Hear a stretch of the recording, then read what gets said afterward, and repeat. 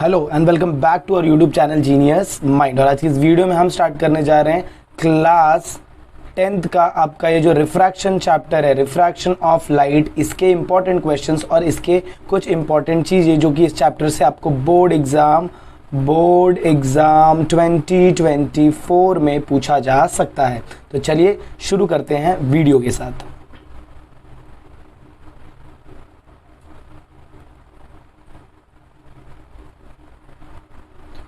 सबसे पहला ही क्वेश्चन देखो भाई, ये लोग ने क्या बात कर लिया है। इन्होंने बात किया what is mean by reflection of light, जो कि आपने 9th में पढ़ा है, and what are the laws of reflection. तो ये लॉज ऑफ रिफ्लेक्शन हम आगे पढ़ने वाले हैं। 9th में भी आपने किया है, same to same laws of reflection आपको यहाँ पर भी मिलेंगे। चलिए, we have seen that generally light travels in a straight line. ये देखो पहला ही MCQ, light travels in a straight line. बहुत सारे बच्चों को ये नहीं पता होगा कि लाइट का डायरेक्शन क्या होता है, तो एग्जाम में आपको पूछ सकते हैं what is the direction of light. Because of this if an opaque object lies a shadow is form. अच्छा, क्या बनता है भाई, देख शैडो बनता है। फिर इसके आगे but light bend under some special circumstances as we will see below. तो चलिए, वो बिलो है तो बिलो की पार्ट को बिलो ही रहने दो। चलिए अब आ जाते हैं रिफ्रैक्शन ऑफ लाइट में। तो यहाँ पर तो इतना कुछ इंपॉर्टेंट नहीं है, क्योंकि ये आपका पूरा क्या है, मटेरियल एक्टिविटी। तो ये एक्टिविटी हम नहीं करने वाले। इसके बाद जब आप इसको फर्दर चेकआउट करेंगे तो देखो यहाँ पर आपके काम की चीज़ दिख रही है, the black heading, light changes its direction when going from, this is called as refraction of light. तो जब वो एक ट्रांसपेरेंट मीडियम से दूसरे ट्रांसपेरेंट मीडियम में जाता है तो वो लाइट अपने डायरेक्शन को चेंज करता है। इंपॉर्टेंट डेफिनेशन है, मार्क कर लेना। फर्दर देखेंगे तो ये जो आपका डायग्राम दिख रहा है, ये डायग्राम बहुत इंपॉर्टेंट है। आपको ये डायग्राम के ऊपर क्वेश्चन पूछ सकते हैं। ये डायग्राम आपको एग्जाम में वो पूछेंगे, क्या रहेगा, तो भाई देखो refraction of light passing through a glass slab, ये इनका हेडिंग रहने वाला है। अच्छा, अब इसमें क्या बोलेंगे, देखो the first refraction occurs when a light ray enters the glass from air at n on the side of PQ. The second refraction कहाँ पर, तो फर्स्ट रिफ्रैक्शन देख भाई इधर होता है और सेकंड रिफ्रैक्शन इधर होता है। तो फर्स्ट क्वेश्चन आपसे क्या पूछेंगे, how many times light gets, लिख लेना भाई, how many time lights get reflected when it passes from a glass slab. जब वो ग्लास स्लैब से पास करता है तो कितनी बार रिफ्रैक्ट होता है, तो दो बार है। एक बार ये पॉइंट पे रिफ्रैक्ट हो रहा है, एक बार ये पॉइंट पे रिफ्रैक्ट होगा। इसके आगे देखिए, फॉर द फर्स्ट रिफ्रैक्शन, अभी फर्स्ट रिफ्रैक्शन में same angle of incidence is always equal to the angle of refraction या फिर रिफ्लेक्शन। अच्छा, अब इसमें नेमिंग पूछा तो ये जो है ये आपका क्या है, इंसिडेंट रे। क्या रहेगा भाई, ये इंसिडेंट रे। ये वाला देख रहा है, ये वाला पिंक वाला, दिस इज योर रिफ्रैक्टेड रे। तो अगर गलती से रिफ्रैक्टेड रे पूछा तो रिफ्रैक्टेड रे आपका ये है, रिफ्रैक्टेड रे। और ये क्या रहेगा फिर जो भाई बाहर आ रहा है, इसको बोलते हैं एमर्जेंट रे। क्या बोलते हैं, एमर्जेंट रे बोलते हैं। ये तीनों नाम आपको पता होना चाहिए। क्या क्या बोला मैंने, तो इंसिडेंट रे के साथ साथ और क्या बोला मैंने, रिफ्रैक्टेड रे। ये देखो, ये वाला मेरा इंसिडेंट रे हो जाएगा, ये वाला मेरा रिफ्रैक्टेड रे हो जाएगा, और ये जो बाहर आ रहा है दिस इज माय एमर्जेंट रे। चलिए, इसके बाद इन द सेकेंड रिफ्रैक्शन ये सब इक्वल है, कुछ नहीं, यहाँ से कोई क्वेश्चन नहीं बन रहा है। हाँ, बट इक्वल, हाँ देखो इधर दिखा है, change in the direction of light रे is equal but in opposite direction. तो जो चेंज है वो चेंज भी क्या इक्वल, ये देखो इंटेक्स क्वेश्चन हो गया। चेंज है वो चेंज कैसा है भाई, इक्वल है, बट डायरेक्शन क्या रहने वाला है, उसका अपोजिट होने वाला है। पी क्यू और आर एस, पी क्यू किधर है, पी क्यू इधर है और आर एस इधर है। इसमें डायरेक्शन में चेंज हो रहा है बट डायरेक्शन क्या रहने वाला भाई, अपोजिट रहेगा। चलिए आगे देखते हैं। 10 लाइट एमडी emerging from glass parallel to the, अच्छा हमेशा जो लाइट रेज यहाँ पर एमर्ज कर रहा है, आपको एग्जाम में कुछ क्वेश्चन पूछेंगे, एमर्जेंट रे इज पैरेलल टू, देखो एमर्जेंट रे किधर है भाई, देखो ये आपका एमर्जेंट रे था और ये आपका क्या है, इंसिडेंट रे। और ये दोनों रेज देखो कैसे हैं, पैरेलल है। तो एग्जाम में आपको क्वेश्चन आएगा, what can you say about emergent ray and incident ray, तो they are parallel to each other. देखो भाई इधर दिया है, सब टेक्स्ट बुक में ये पैरेलल टू ईच अदर। चलिए, आई होप आपको इतना पार्ट समझ में। मूव ऑन करते फर्दर। देखो अभी क्या बोला, will the velocity of light, ये इंटेक्स क्वेश्चन यूजर प्रिंट पर, will the velocity of light through glass slab with same velocity as it travels in air. तो नहीं भाई, नहीं, ऐसा नहीं है। लाइट का हर एक मीडियम में स्पीड जो है वो अलग रहता है। in every medium light has different speeds. तो will the velocity of light be same in all media? तो इसका भी आंसर आएगा नो, it चेंजेस। क्या होता है भाई? It changes. इसका भी आंसर लिख लेना, मास्टर की में है क्वेश्चंस, बट यहाँ से आपको डायरेक्टली मिल जाएंगे। चलो नेक्स्ट, अब ये आता है हमारा लॉज ऑफ रिफ्रैक्शन। भाई ये बहुत बड़े कमाल की चीज़ है, इसके लिए हम पेन भी अलग यूज़ करेंगे। देखिए पहला क्या बोला? Laws of refraction. Laws of refraction में सबसे पहले ये वो ऊपर वाला ही डायग्राम है। अब इसमें 3 पॉइंट है, इधर दिख रहा है 2, बट है कितना पॉइंट भाई? 3 पॉइंट। पहला क्या बोला? देखो, the incident ray and the refracted ray are on the opposite sides of the normal। बस इतना ही लिखना, the incident ray and the refracted ray are on the opposite sides of the normal। Second, the three incident ray, refracted ray and the normal are in the same plane। ये तुम्हारा होगा second point, ये था first point, और ये जो second point है ये सेकेंड पॉइंट नहीं, this is your third point. तो फर्स्ट पॉइंट मैंने क्या बताया? फर्स्ट पॉइंट मैंने बताया incident ray and the refracted ray are on the opposite sides of the normal, ये फर्स्ट हो गया। इसके बाद सेकंड पॉइंट आपको मैंने कौन सा बताया? तो सेकंड पॉइंट ये बताया, the 3 incident ray refracted ray lie in the same plane. इसके बाद मैंने आपको एक और नेक्स्ट बताया, that is the third part, for the given pair of media the ratio of sine i upon sine r is nothing but your constant. अच्छा, sine i upon sine r कैसे लिखोगे? देखो ये ऐसा है, sine i upon sine r is equal to constant. Constant मतलब क्या? कि कोई एक कॉन्स्टेंट नंबर आएगा। आई मतलब क्या होगा? साइन आई का मतलब क्या होता है भाई? एंगल ऑफ इंसिडेंस की बात कर रहा है, और साइन आर का मतलब किसका बात कर रहा है? एंगल ऑफ रिफ्रैक्शन की बात कर रहा है। चलिए ये आपको समझ में आया इसमें कौन से सेक्शंस हैं। अब इसके बाद जब हम मूव करेंगे तो यहाँ पर देखो sine i upon sine r दिया है, उसके साथ साथ आपको क्या दिया? तो रिफ्रैक्टिव इंडेक्स दिया है।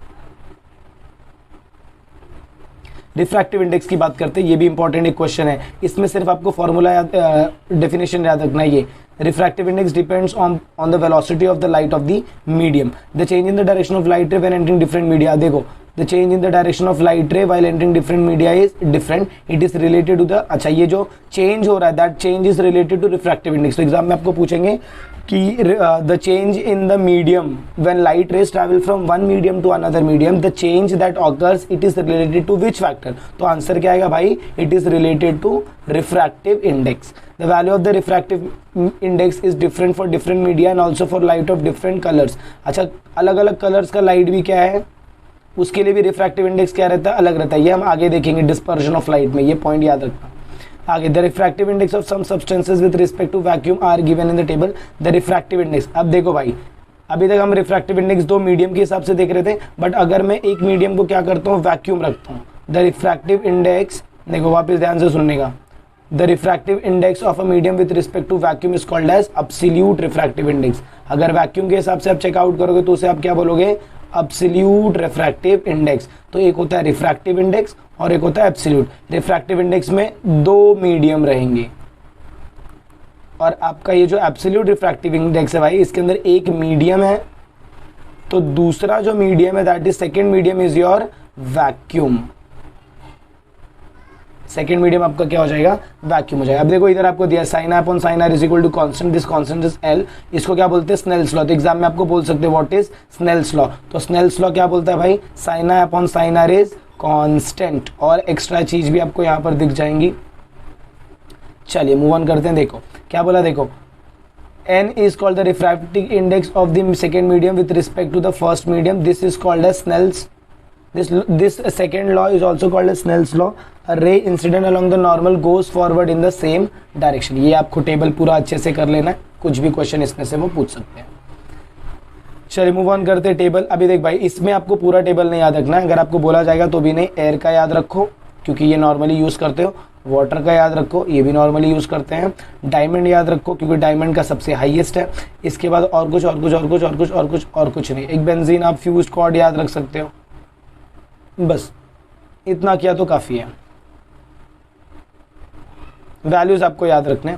चलिए मूव ऑन करते हैं next part, that is your absolute refractive index. खत्म हो गया। अच्छा, अभी यहाँ पर देखो, ये जो डायग्राम दिया यहाँ से आपको ज्यादा क्वेश्चन नहीं आएगा। यहाँ से क्या कौन सा क्वेश्चन आएगा? तो भाई यहाँ से सिर्फ और सिर्फ आएगा न्यूमेरिकल आएगा। अब ध्यान देना, ये वाला वैल्यू देखो, एन के ऊपर 1 दिख रहा है और 2 नीचे दिख रहा है, 1 ऊपर है 2 नीचे, तो यहाँ पर 1 ऊपर रहेगा और 2 कहाँ रहेगा भाई, नीचे रहेगा।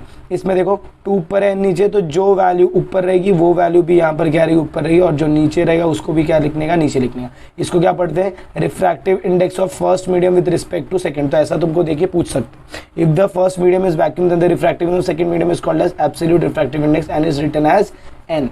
ये लाइन बड़ी इंपॉर्टेंट है, बड़ी इंपॉर्टेंट, क्योंकि आप सब पढ़ोगे बट इसको छोड़ दोगे। 2 मीडियम था, तो सपोज मेरे पास 2 मीडियम था, तो मैंने क्या लिखा, एन इधर लिखा, 1 इधर लिखा और 2 इधर। बट अगर मेरे पास एक मीडियम वैक्यूम है तो मैं क्या लिखूंगा, 1 लिखूंगा, एन लिखूंगा, या फिर आप डायरेक्टली सिर्फ क्या लिख सकते हो, एन लिख सकते हो, जो कि यहाँ पर बोला it is written as n. Teachers पढ़ाते ये मिस आउट कर देते, बट यही पार्ट आपका इंपॉर्टेंट है। अब ये ध्यान देखिए,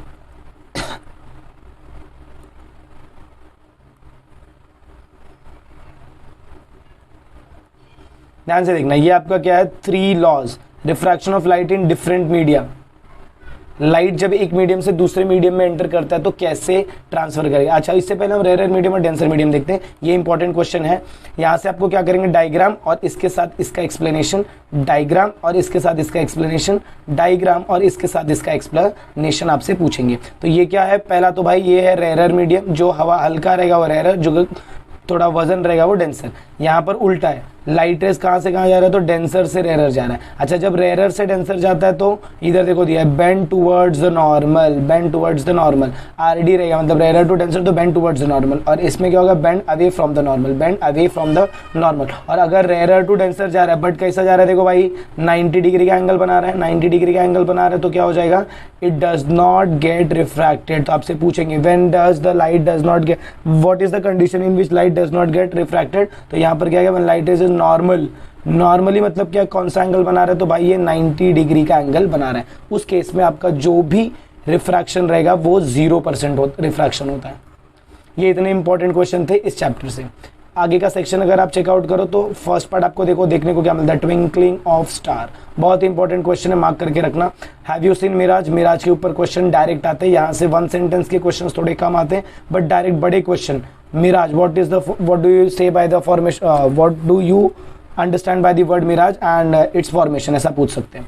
फर्स्ट केस द, अभी यहाँ पर देखो, local atmospheric refraction of light in both the example, the air near the hot और desert surface and near the holy flame is hot, hence the rarer then the about it the refractive index of air keeps increasing as we, ये mark कर लो, the refractive index of air keeps increasing as we go to increasing heights. In the first case about the direction of light rays coming from a distance keep changing according to the laws of refraction. Next, the light rays coming from distant object appear to be coming from the image, ये नहीं। अच्छा, ये यहाँ से ये this is क्या है, this is called as mirage. Mirage का मतलब क्या है कि लाइट रेज आ रही है यहाँ से, बट हमें क्या दिखेगा कि वो आ रही है कहाँ से, यहाँ से। इसी फिनोमिना को, ये जो चेंज है, इसी को आप क्या बोलते हो भाई, तो मिराज बोलते हो। In the second example, the light rays coming from, हाँ, ये सारा जो भी फिनोमिना हो रहा है बिकॉज ऑफ रिफ्रैक्टिव इंडेक्स की वजह से ही हो रहा है। किसकी वजह से ये सारा फिनोमिना हो रहा है, रिफ्रैक्टिव इंडेक्स की वजह से। चलिए इसके बाद नेक्स्ट देखते हैं, effects of atmospheric condition on refraction of light can be seen in the twinkling of star. Stars are self luminous, absence of sunlight, they appear to be point source because. अच्छा, इसका जो diagram है वो ये है, ये diagram आपको बता रहा है, जिसको बोलते हैं अपरेंट पोजीशन ऑफ स्टार। तो अगर एक्सप्लेन करने को बोला तो ये पूरा पैराग्राफ आपको लिखना है। बताता हूँ इसमें क्या लिखना है। As the density of air, ये अभी चालू हो गया, as the density of air increases, देखो यहाँ से मार्कआउट करना, as the density of the air increases, यहाँ से ये आपका पूरा यहाँ तक जाएगा। As the density of the air increases with lowering height about the surface of the earth, the refractive index also increases. तो जैसे जैसे हाइट बढ़ेगा या फिर हाइट कम होगा तो आपका रिफ्रैक्टिव इंडेक्स क्या होगा, चेंज होगा। Star light come towards us travel from rare medium to denser. तो ये जो स्टार का लाइट है ये पहले कौन से मीडियम में भाई, तो रेयर मीडियम, और जैसे जैसे ये नीचे आता है तो यहाँ पर कौन सा मीडियम दिखता है, डेंसर मीडियम। और अभी हमने बात किया था, देखो ये पीछे वाले सेक्शंस में अभी हमने बात किया था।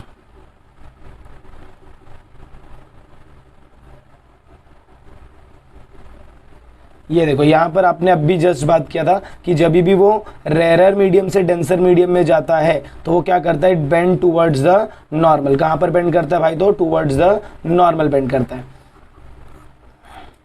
तो इस कंडीशन में भी वही होगा, जब ये रेयर से डेंसर में जाएगा तो वो बेंड करेगा, और ये स्टार है इधर बट ये इसका बेंडिंग देखो, इसको ऐसा स्ट्रेट जाना चाहिए था लाइन को, बट ये क्या होता है, ये लाइन बेंड हो जाता है, और जिसकी वजह से इसको बेंडिंग की वजह से ये बंदा दूसरा आपका जो स्टार है वो दूसरे साइड दिखाई देता है। तो ये इसके पोजीशन में चेंज होता है, और चेंज इन पोजीशन को आप क्या बोलते हो भाई, तो apparent position of the star. Apparent मतलब क्या, नकली पोजीशन, जो ऐसी पोजीशन है जो आपको सिर्फ लगती है बट वो है नहीं, वो स्टार वहां पर है नहीं। ये क्या करता है, इधर ही ऐसे घूमते रहता है, कभी इधर दिखेगा, कभी इधर दिखेगा, कभी इधर दिखेगा, कभी इधर दिखेगा, और इसी को आप क्या बोलते हो, तो ट्विंकलिंग ऑफ स्टार बोला जाता है। देखो यहाँ पर दिया twinkling of star. I hope आपको ये पार्ट भी समझ में आया। चलिए इसके बाद नेक्स्ट वाला सेक्शन जब आप चेकआउट करोगे तो यहाँ पर देखो आपको क्या दिया है, the apparent position of the star keeps changing a bit. अच्छा अभी इसका रीजन क्या है, this is because of the motion of atmospheric air and changing air density and temperature. तो ये आपको यहाँ से पूछ सकते हैं, why does the apparent position of the star keeps changing a bit. तो इसका रीजन क्या आएगा, this is because of the motion of the atmospheric air and changing air density. Because of this the refractive index of air keep changing continuously. Because of this change the position and the brightness of the star keep changing continuously and the star appears to be twinkling. ये हो गया। अगर आपको exam में question पूछते why does star twinkle, तो इतना सारा आपको आंसर में लिखना है। आई होप आपको समझ में आ रहेगा कि आपको क्या क्या लिखना है। चलिए इसके बाद जब आप फर्दर मूव ऑन करेंगे, आगे चलेंगे, तो आगे आपको क्या देखने को मिलेगा। देखो अभी हमने जो बात किया वो किसका बात हो गया, स्टार का। अभी यहाँ पर क्या देखो, we do not see twinkling of plant. तो एग्जाम का क्वेश्चन है ये, why do planets do not twinkle. This is because, reason देखो, this is because planets are much closer to us compare to star. Planets का जो distance है वो कम है, they therefore do not possess. ये यहाँ से लेकर बिकॉज ऑफ दिस चेंजेस, ये यहाँ से यहाँ से यहाँ से लास्ट तक ये पूरा आपका क्या रहेगा, आंसर है किसका, why does planet do not twinkle. इसके बाद एक और सेक्शन आपको दिया, दैट इज योर सनलाइट का सेक्शन। देखो, by sunrise we mean the appearance of the sun about the horizon, but when the sun is somewhat below the horizon, its light rays are able to reach us along a curved path due to their refraction through the atmosphere. Thus we see that sun even before it emerges down the horizon. मतलब हमको सन पहले दिख जाता है जब वो horizon के ऊपर आता है, उससे पहले। Same thing happens at the time of sunset. We keep sunset जो होता है वो लेट होता है, बट हमें जो सनसेट दिखता है वो पहले ही दिख जाता है। क्यों, बिकॉज ऑफ द ये रिफ्रैक्शन ऑफ सनलाइट की वजह से, रिफ्रैक्शन ऑफ लाइट की वजह से। ये हमारा हो गया। ये आपको यहाँ पर 3 आंसर्स मिलेंगे। पहला एक हमने जो डिस्कस किया वो ट्विंकलिंग ऑफ स्टार, दूसरा यहाँ पर हमने जो डिस्कस किया that is why do planet do not twinkle, और यहाँ पर जो डिस्कस किया apparent position of the sun या फिर the position of the sun about during the sunrise and sunset. ये क्वेश्चन आपका यहाँ से बन सकता है। चलिए इसके बाद जब आप चेकआउट करेंगे नेक्स्ट पार्ट, अब ये सबसे इंपॉर्टेंट पार्ट है, that is your dispersion of light. इसका एक डायग्राम भी है, देखो पेज पे आपको डायग्राम दिख रहा होगा डिस्पर्शन ऑफ लाइट, शायद स्क्रीन पे ना दिख रहा हो। अब इसमें क्या बोला, देखो होल्ड प्लास्टिक, ये तो सब नॉर्मल है। This colours appear in the following order. ये ऑर्डर याद होना चाहिए, कभी कभार आपको बोलेंगे तो आपको ये ऑर्डर याद रहता है ना, VIBGYOR, इसको बोलते हैं VIBGYOR, violet, indigo, blue, green, yellow, orange, red. चलिए इसके बाद नेक्स्ट आगे देखते हैं। Wavelength is an important property of radiation, भी मार्क करना। हाँ, you know that light is electromagnetic radiation, ये भी आपको एग्जाम में क्वेश्चन दिखेगा। Light is electromagnetic radiation, wavelength is an important property of radiation. The wavelength of radiation to which our eyes are sensitive is, अभी देख लो ये आपका wavelength है जिसको आपकी आई सेंसिटिव है, इसको बोलते हैं विजिबल लाइट। वापस याद रखना इसको क्या बोलते हैं भाई, तो विजिबल लाइट। आपको विजिबल लाइट का अगर रेंज पूछा तो वो क्या आएगा, तो that will be your 400 to 700 visible light. In this interval, radiation of different wavelength appear to have different colors mentioned above. The red light is the wavelength of, देखो यहाँ पर आपको दिया रेड लाइट, क्या बोला भाई, the red light maximum wavelength close to 700 while the violet light, हाँ देखो द रेड लाइट का वेवलेंथ कितना है, क्लोज टू 700, वॉयलेट का स्मॉलेस्ट वेवलेंथ है क्लोज टू 400। इसके बाद फर्दर आगे जब हम मूव ऑन करेंगे तो इसमें देखो क्या दिया है, in the vacuum the velocity of light rays of all frequencies is the same. अभी ये बहुत इंपॉर्टेंट क्वेश्चन है। In the vacuum the velocity of light rays of all frequency is the same. Answer सुनना, in the vacuum the light rays of all the frequency is same, but but the velocity of the light in a medium depends on the frequency of the light and different color travel with different velocity। हर एक colour का, इधर देखो आपको दिख सकता है, हर एक colour का अलग अलग क्या है भाई, हर एक कलर का अपना अलग अलग क्या है, फ्रीक्वेंसी है। क्या है भाई, फ्रीक्वेंसी, और जिसकी वजह से उनका जो ट्रैवलिंग पार्ट है वो भी क्या है, अलग अलग दिखाई देता है। इसीलिए आपको ये कलर जो यहाँ पर एक सिंगल पार्ट था, अब ये यहाँ पर सेपरेट होकर विबग्योर आपको बनाकर देता है। आगे क्या बोला देखो, therefore the refractive index of a medium is different for different colour, thus even a white light enters a single medium like glass, the angles of refraction are different for different colour. So when a white light coming from the sun through air enters in the refractive medium, it emerges as a spectrum of 7 colour. तो इसको क्या बोलते हैं भाई, spectrum. Exam में आपको पूछेंगे the 7 colour, the combination of 7 colour या फिर द पैटर्न ऑफ 7 कलर, उसको आप क्या बोलोगे, तो स्पेक्ट्रम बोलोगे। क्या बोलोगे, स्पेक्ट्रम है। देखो इधर दिया हुआ है, बोलना मत बाद में कि नहीं ये सारे क्वेश्चंस तो है ही नहीं टेक्स्ट बुक के, सब यहीं के हैं, सिर्फ आपको थोड़ा ध्यान से रीड आउट करना है, चीज़ें अच्छे से पढ़नी है। ब्लैक हेडिंग देखो, द प्रोसेस ऑफ, इसको एग्जाम में मार्क कर लेना, एग्जाम में डेफिनेशन के क्वेश्चन पे आ सकता है। The process of separation of light into its component colour while passing through medium is called dispersion of light. कौन से बंदे ने बताया था, तो भाई आपका favourite sir Isaac Newton was the first person to use glass prism to obtain sun spectrum. When white light is incident on the prism, different colors bend through different angles. Among the 7 color, अब यहाँ पर important चीजें चालू हो जाएंगी। Among the 7 color, red bends the least. Among the 7 color, red bends the least. देखो यहाँ पर दिया है, red bends the least and violet bends the most. Bends the most मतलब क्या, ये मैं क्या बोल रहा हूँ कि सबसे ज्यादा जो मुड़ता है या फिर बेंड होता है वो कौन है, वॉयलेट। वो पहले देखो इधर ही इतनी जल्दी बेंड हो गया, जबकि रेड पूरा एकदम लास्ट तक जाता है, तो रेड का जो बेंडिंग है वो बहुत कम होता है। That are shown in the 7 colours emerge along a different path. अब ये जो 7 कलर्स है इनके पाथ क्या है आपके, देखो डिफरेंट दिया है, स्पेक्ट्रम, जिसको आप बोलते हो स्पेक्ट्रम ऑफ 7 कलर्स। अभी देखो ये क्वेश्चन है, from incident white light how will you obtain white emergent light. अच्छा, by making use of 2 prism, तो 2 प्रिज्म को ऐसा रखने का, एक प्रिज्म आपका ऐसा आएगा और दूसरा प्रिज्म आपका ऐसा आएगा।